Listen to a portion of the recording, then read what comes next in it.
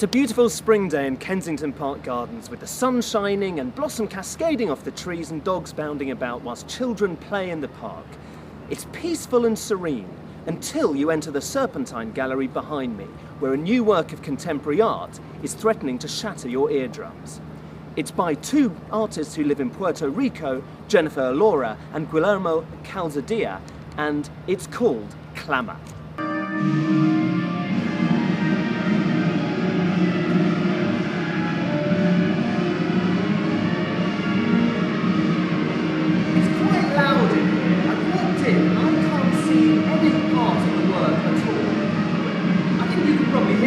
There's a cacophony of sound racketing around my ears, and it's coming from the Pigs, which is in the next door room. It takes the form of a kind of concrete bunker, the kind that might have been on a beach to repel the Nazis during the Second World War. And sticking out of the gun slits are a number of brass instruments, trombones and trumpets, even a tuba. The whole time there's this live, pre-recorded soundtrack of music which the artists have picked because they're related to war. Now these could be marching songs, or they could be the kind of tunes such as I Love Barney the Dinosaur, which American troops used to intimidate insurgents they had detained at Guantanamo Bay. They're melded together and it makes a horrific noise, which perhaps conveys the experience of being in a war zone.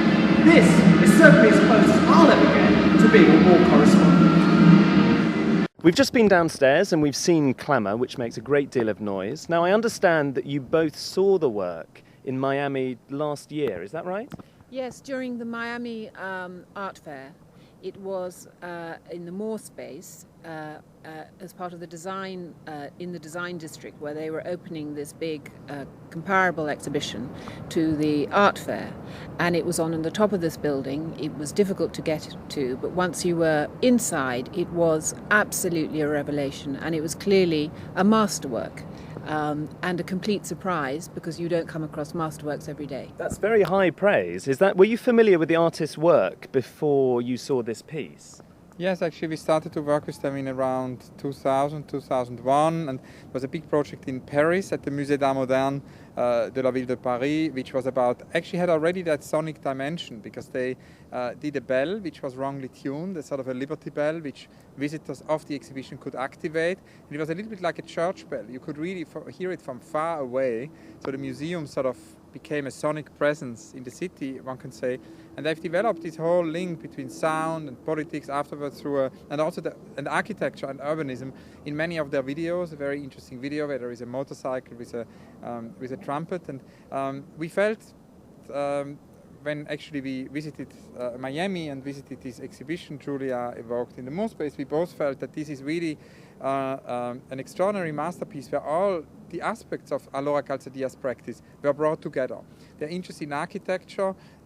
It's a kind of a piece which evokes the bunker archaeology of Paul Virilio and Claude Parent. Yet at the same time, when one walks in the space, it suddenly appears like in the Caspar David Friedrich painting. It's the sonic dimension, it's the political dimension, because it's an anti-war piece by making all of these war songs, the archive, cacophonic. It's the aspect of the archive and the research, because when these artists actually work, they make always a very thorough research, and they've assembled hundreds of war songs. There are many reasons why this is a good work of art. Formally, it's an extraordinary experience when you walk into the galleries.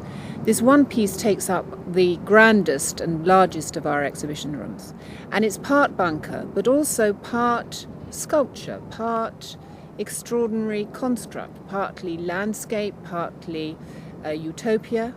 But inside it you have these, to describe it for those viewers who we hope will come, inside it you have these slits whereby you can see the instruments. And of course during the performative periods, which are at weekends, from 10 to 6 daily, you will see the musicians playing these instruments.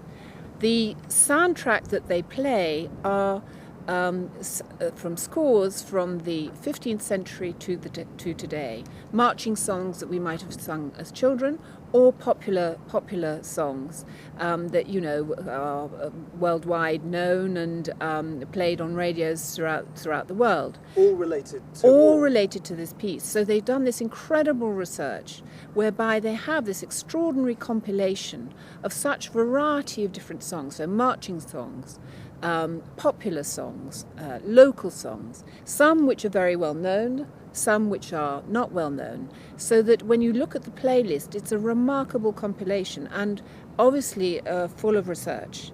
And it's a combination of these things that really makes it so extraordinary.